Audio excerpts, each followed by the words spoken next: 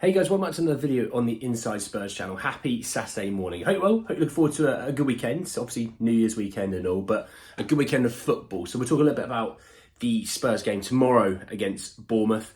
Some team news, some thoughts, feelings, predicted lineups, which probably shouldn't be too difficult knowing what we're missing. Also, we've got some really fascinating news around this whole centre-back drama when it comes to who is signing in January. Fabrizio romano has been talking again, so we'll talk a little bit about that, as well as a few sort of follow-up aggregator accounts chiming in with a little bit of interesting information as well. So plenty to get into. Just want to say, if you're new, subscribe. You're very much welcome to join us for the journey.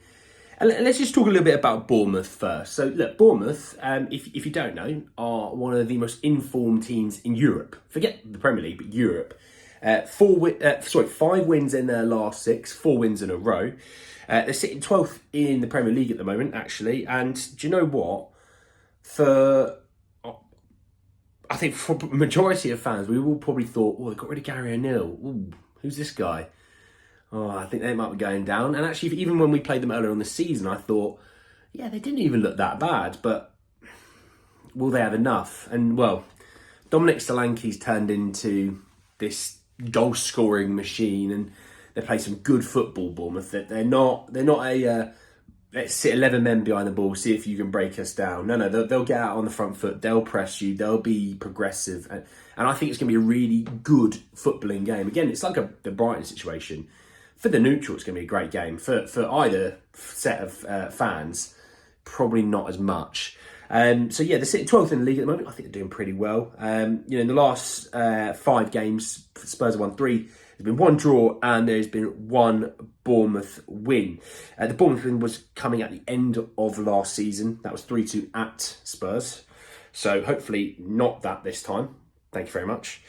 When we look at some team news of Bournemouth, when we look at the issues they have at the moment, they said, I've got this all from a website, and they said that they hope that Lewis Cook can recover from a groin problem to play part this weekend. Tyler Adams, Lloyd Kelly and Ryan Fredericks remain sidelined alongside Hamad Traore, who recently contracted malaria. Wow. Oh, I hope he's all right. Good Lord. Fullbacks Milos Kerkez and Max Aarons missed the win over Fulham, though the latter was named among the substitutes despite being short of fitness. So I expect, you'll probably see a little bit of Max Aarons this weekend. Bournemouth, like I said, Bournemouth play some nice football. I actually don't mind watching Bournemouth play, and I don't watch every team in the Premier League. I don't mind watching Bournemouth play whatsoever, because they've always tried to do the right thing. In that regard, they try and play some decent football. They try and score goals. It's not one of those that go, we scored a goal, right, we're sitting back, every man behind the ball. They score a goal, they're going for a second, and I quite like Bournemouth for that reason alone. They're missing some key players. Obviously, we talked about Lloyd Kelly on this channel quite a bit, obviously, with Spurs being interested in Lloyd Kelly. So they're missing Lloyd Kelly is quite a big one.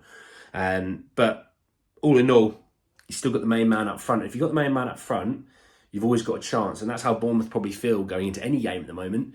And that's how we felt with Harry Kane. Even if we had all these injuries, you still had Harry, you still felt like you had a chance in any game. And that's how they feel. And so they should. Solanke is doing the business. When we look at the Spurs situation, look, we could be here all day, and I'm not even going to spend that much time going through the more long-term injuries. We're down 2 centre-halves, we're down the 3 midfielders, we're down, Kulusevski I think is down now as well.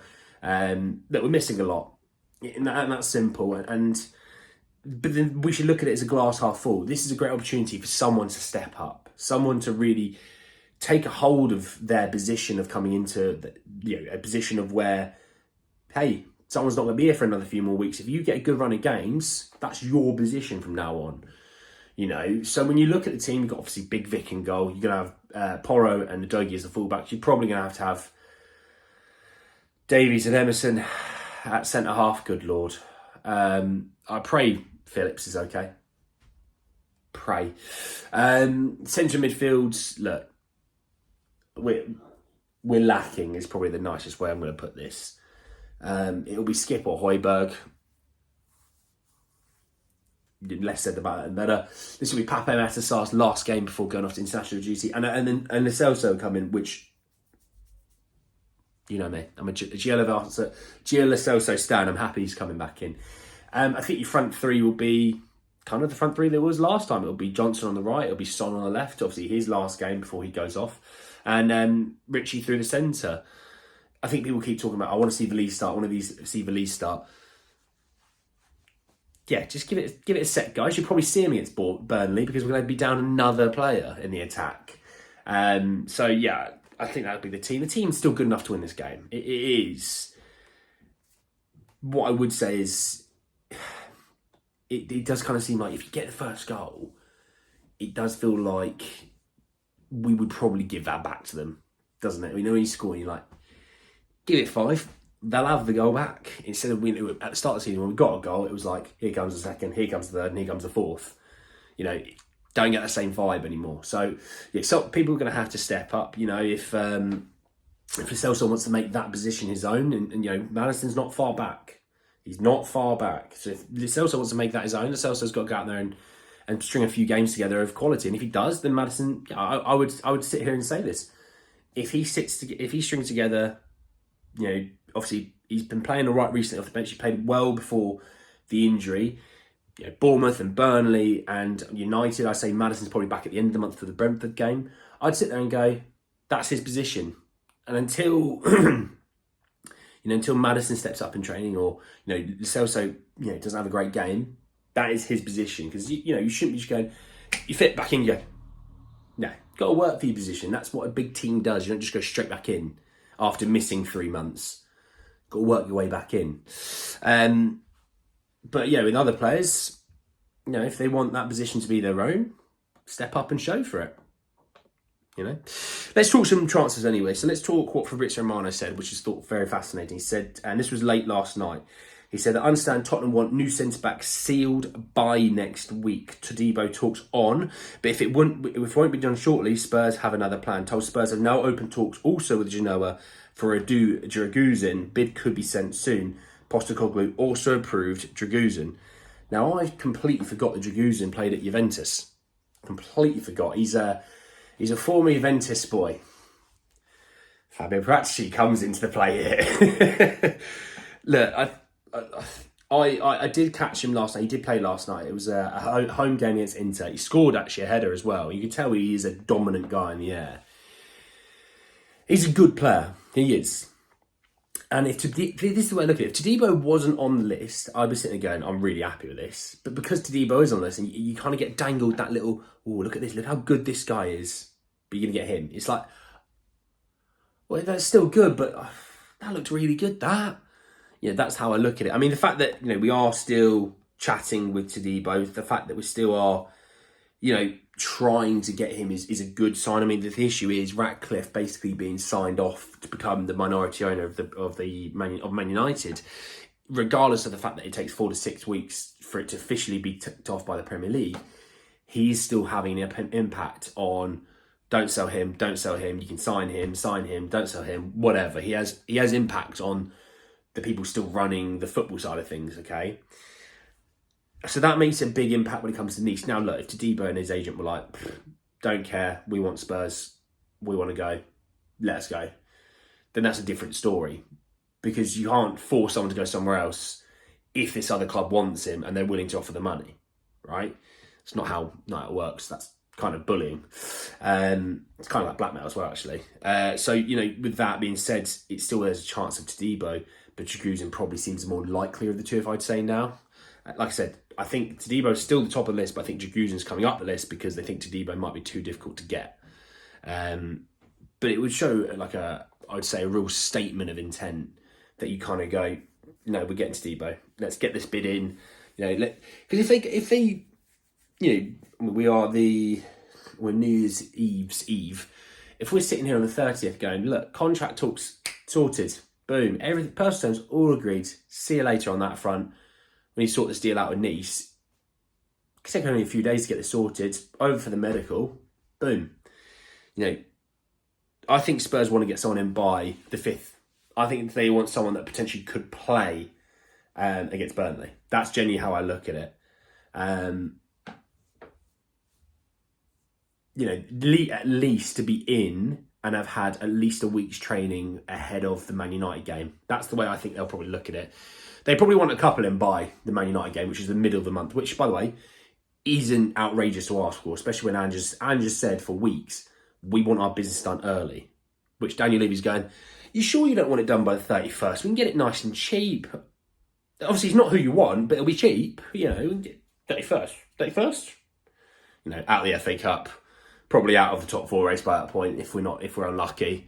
Daniel Levy going, oh, see, oh, grrr. Well, that's an unfortunate season. Oh, you know. But anyway, let's talk about what the aggregator followed up with. And its heading was from Team Talk. And it said, Jean-Claude Todibo heading to Tottenham. On Thursday, sources confirmed to Team Talk that Spurs were primed to make their move for the Frenchman as they look to firm up their January transfer plans. And it seems they've now intensified their pursuit of him. According to a report emerging from France, as cited by Sport Witness, Todibo is, quote, favoured centre-back target. Postecoglou sides have managed to reach an agreement with Nice over his prospective move to England. Now, I talked about how Nice weren't going to stand in his way of going to Spurs, right? Talked about, I think it was about a week ago, so don't quote me exactly on that. But they weren't going to step in his way, which I don't think is really alarming to anyone. I think people were like, oh my God, he's definitely coming then. Yeah, it's not how it works, obviously. Shockingly, that's not how a transfer works. But it doesn't shock anyone that, you know, if a guy wants to go somewhere and you're going to get the money that you want for him, then it's not outrageous. Now, if it's something like, oh, we turned down 45 million from Spurs, we took 25 million from Man United, though. You know, it's not, that won't happen either. All things considered, the fact that we're trying to get something done by next week is a good sign. Think of it, what Romano said there first and foremost. That's a good sign. The fact that we're trying to get someone in early to try and basically ease the work, not only give us a centre-back, but also ease the workload on Van der Ven and Romero. Because what would be nice is, we play again in 4 days. Oh, Romero's one away from being suspended. Let's get him off. Give him half an hour rest. You know, being a bit more diligent with your substitutions, kind of looking at Maddison going, Maddison's done well today, but yeah, probably want to actually get him a little bit of rest. Maddison's off on the 60th minute. Being a bit more like that, because I tell you what, De Bruyne doesn't play every single minute of every single game. He doesn't. And I think that's kind of what sets Man City apart from a lot of teams. Salah plays a ton of minutes. Saka plays a ton of minutes. All these boys play a ton of minutes and they look exhausted by the end of the season. When you look at De Bruyne, you look at some of the other Man City players, you kind of... Rodri's different. Rodri's the only one that they keep on because they, for some reason, can't play football when he's not on the field. But they take De Bruyne off and they go, off you come, you're getting rest. And look at him at the end of the season. He is still at his apex, whereas other people probably come down a level. He's still at his apex. Haaland's at his apex because they get them rest when they can get them rest. And we need to be a bit more like that. So instead of playing Son 90 minutes every single week, you might play him 90 minutes sometimes, but you might say 3-0 up, 60 minutes in, Veliz on you go, or Solomon on you go, Son, off you come, lad. You know, same thing with the other players. We need to be better, but also you need to have the depth to do that. So to do that, you've got to go and act. The fact we are getting one is a good sign. I still, like I said, I think Dragusin's a good centre-back. I still want Todibo. That is where my head is at. So fingers crossed that from Team Talk is something that has legs to it, because Lord knows would I like me some Jean-Claude Todibo. But anyway, guys, at the end of the video, hope you did enjoy it. Drop a like on the video if you did. Hit me in the comment section below. Your thoughts and feelings about the game, obviously coming up tomorrow, but not only that, the comments from Romano about Todibo, Dragusin. I want to know your thoughts and feelings about it all. Subscribe to the channel if you're new and hit the bell notification for more. But anyway, guys, it's the end of the video. I'll see you all very, very soon. Take care, guys.